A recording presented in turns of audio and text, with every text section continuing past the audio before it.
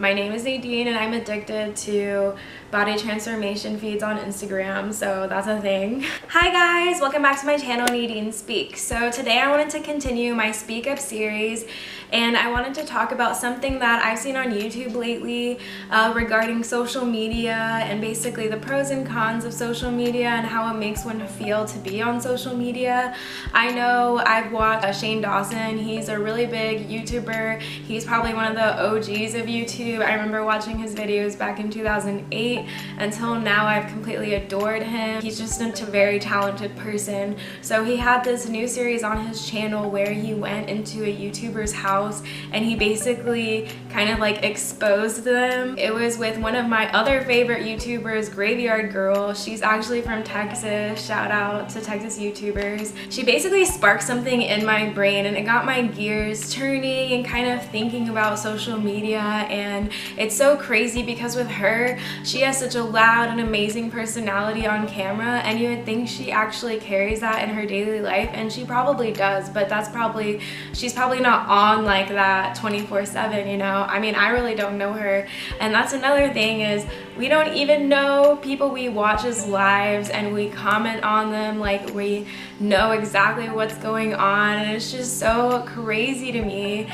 that you can watch somebody through a screen and you could feel like you know them, but you don't actually know them. And that's kind of the trend of social media, is that you get a peek into somebody's life and you mistake it for seeing the whole picture, and then you judge people, and then you end up even judging yourself even more harshly for what you post. So it all sparked from Shane Dawson's video exposing Graveyard Girl. I'll link the video in the comments, but then after Shane posted this, Graveyard Girl went on her own channel and basically exposed herself and how she feels like she's been lying to us and that she feels like a phony. And I kind of want to equate this to what I've been feeling my whole life, which is this syndrome called imposter syndrome. I don't think it's an actually like real psychological syndrome, but it's when smart and successful people feel like they're imposters or that they don't deserve the success that they have achieved, really. And I think the problem is because sometimes I think with like social media and people who get big, it's like literally all of a sudden you go from being nothing to something, and having, for some people, no money to having vast amounts of money that they never dreamed of. And like Graveyard Girl said, she feels like one day somebody's just gonna walk in and take it all away and that she doesn't really deserve it. In all actuality, I think she totally deserves it because she's a totally talented person. But I see this a trend a lot with really talented and successful people in my life, and even with my own successes, I've been scared to share them on social media just because people might get a different sense of who I am. And also, I don't let like success define me as a person. Yes, I am happy that I've achieved certain goals in my life, but it's not a defining factor into who I am, and I'm so much more than my goals. And I think that's what's the problem with social media, is that we are such complicated people that you can't just see a simplified version of somebody online and think, oh, that's totally them. I saw a lot of other YouTubers speaking on this subject. I'll link their videos down below, but one of my other favorite YouTubers from Houston, Leanne Says, who's actually friends with Graveyard Girl, kind of talked about it in her weekend vlog, which I just watched, and I'll link that video down below. And then my other favorite YouTuber, he's, I don't want to consider him a drama channel. He just like uses what other people's videos and comments on them and how he feels, and I really like his videos because they're kind of like a stream of consciousness, so you know exactly, it feels very genuine. I feel like when it's a stream of consciousness and it doesn't seem like it's planned out, that's kind of how I want these videos to be. I just want them to be a flow of free thought, because that's kind of how I think, and I hope that it digests and sits well in your brain, and that you leave a comment and you let me know how you feel on this subject. So anyways, I digress, and I know I go on like crazy tangents, but I hope you can follow all that I'm saying. So his name is Peter Mon, and I'll link his YouTube channel down below. He talks a lot about different topics. I just love the way he talks, and I love that people can can just talk so freely and it comes off so genuine because it doesn't seem planned, or they don't portray some crazy person that they're not. And I think that's really the root of social media, and I think that's really the problem of social media is it's so easy to fake your life on social media. So why not? You know, why be true to yourself, and why do that when you can just fake everything and make people think that you're something you're not? It's almost like wearing a mask in public, you know, or totally changing who you are on the outside, but it doesn't really fit your inner truth and who you really are. And I think that's what a lot of people, I wouldn't say my age, I don't know if that's like a quarter life crisis thing, because I see it being more prevalent in my life, like me actually wanting to find my inner truth and me trying to live life and find my purpose in this life. And it starts really by, you know, breaking down who are you. And that's the essential question that social media, literally anybody can put their answer of who they are, and we don't know if it's genuine. We don't know if we can trust their opinion. And then a whole bigger thing that's happening is when you enter the world of now it's become an industry, and so you have companies paying people who are in their house filming videos, and people trust the persona that they're portraying online, but really they could be living this whole other life that we don't know, and they just live a certain life so that they can get stuff sent to them by companies, so they can get ads and monetize and become a big channel, or be a model on Instagram, you know, just be a certain person so you can gain this amount of followers. And I feel sometimes that it would be super easy for me to just do that, to just be a certain person and post certain things, but that's just really not compatible with my inner truth and how I am as a person, because me as a person, I'm an open book, and basically I am that way on my social media. I'm not one to really like hide anything or how I feel, because to me, how you feel and how you express yourself is what makes you human.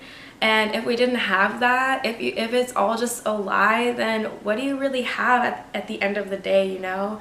And at the end of the day, I understand like these people have to live with themselves, but people are really good at lying, even to themselves, about who they are. And that's when you get things happening like Graveyard Girl, where I feel weird commenting on her just because I really don't know her that well, but from what I've seen online, she is really distraught with the persona that she's portrayed online, and she really wished she could have kept to her inner truth, but because of all these companies, they kind of pressure you to be this PG version of yourself. So I can understand why she would hide that, and I can understand being like an anxious person, why she would want to hide that as well.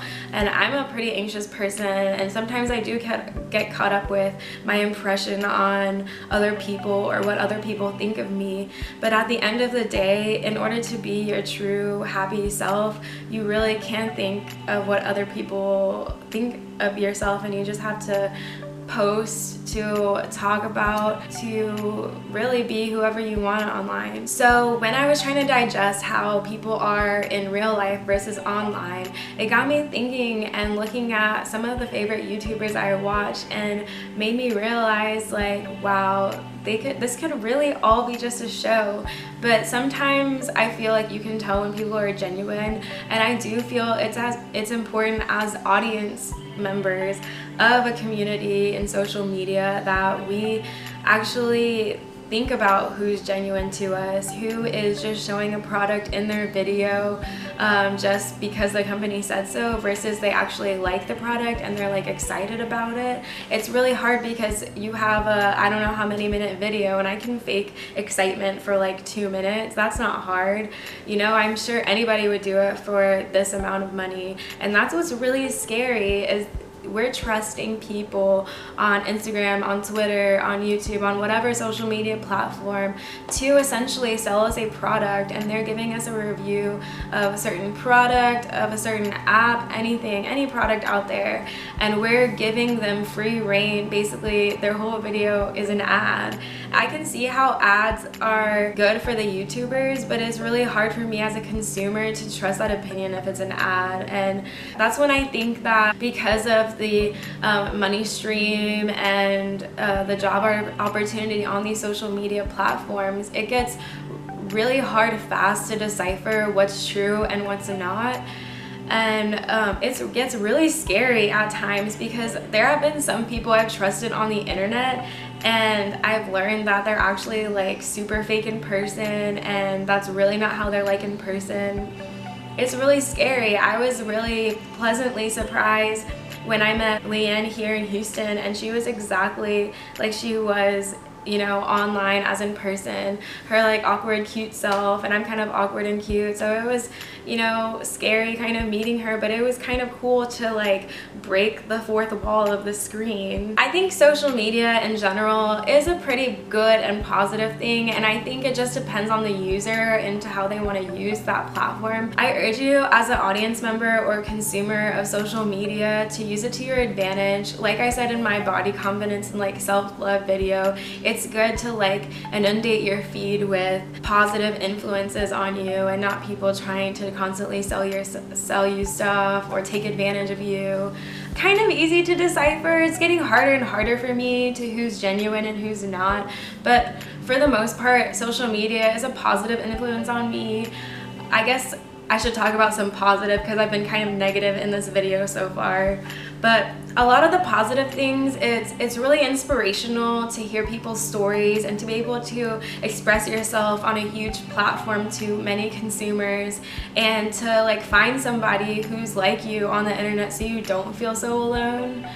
I know I've, you know, remember the times of chat roulette or like Omegle where you just video chat with a random stranger? That's really fun. I have a pen pal on Reddit now, which is pretty cool because I'm talking to somebody on the other side of the world, and I never would have met them if it wasn't for social media, so thank you, Reddit. But I think you can use it to your advantage, and I think you should really be smart in how you use it, because it can really hurt your own, you know, identity and your own persona to have to try to keep up with something that you're not online. I know I've fallen into the trap sometimes, and then I have to take a step back and like realize like life is not all about likes, and you can live a life that's not on social media, and guess what? It's still as legitimate as the one that's on Instagram. If you take anything from this video, I think social media can be a really positive place to connect with people, to get inspiration from. Pinterest really helps me. A lot of the craft projects that I've ever done in my apartment have been from Pinterest. A lot of the stuff that goes in my mind is from watching people talk on YouTube videos. I really enjoy that YouTube, whenever I click a video, I can go find fresh perspectives anywhere, and I'm not limited. The internet can be a wonderful place, but it can be a pretty scary place fast. Make sure the internet is doing good things for you, and when it starts doing bad things for you, I urge you to stop, reorganize, and even don't be afraid of deleting, blocking, not looking at certain things that, you know, trigger you or make you feel horrible. Leanne made a really good point in her video that I just watched, and it was, even though like you think that negative comments are bad, but at the same time, which is the reverse of that, is too much positive comments can go to your head. So that's kind of like the trap that you fall into as far as comments go when you're like reading them and seeing how they make you feel. Some people, I guess it's just how you take it as a person. You can't just let anything go to your head. You have to keep grounded and you have to keep real, because you have to realize at the end of the day, social media is just a poster of your life, and it's not like the actual meat of your life. And how you live your life is how you live your life daily, how you interact with people. I think as a rule of thumb, you should be nice to people. You should flood your feeds with things that excite you and inspire you, and make you want to achieve and go out there and do something in the world. Alright, I'm done with my social media rant, I promise. So let me know down below what you think of social media and if it's a good thing or if it's a bad thing. Let me know how you feel if you watch Graveyard Girls Expose by Shane Dawson, and if you've watched Graveyard Girls video or any other video talking about it, or I just want to know your thoughts in general. So leave a comment down below. Don't forget to subscribe to my channels for more videos. I hope you like this series, Speak Up, and I hope I got your gears turning in your brain. I'll see you next video. Bye guys.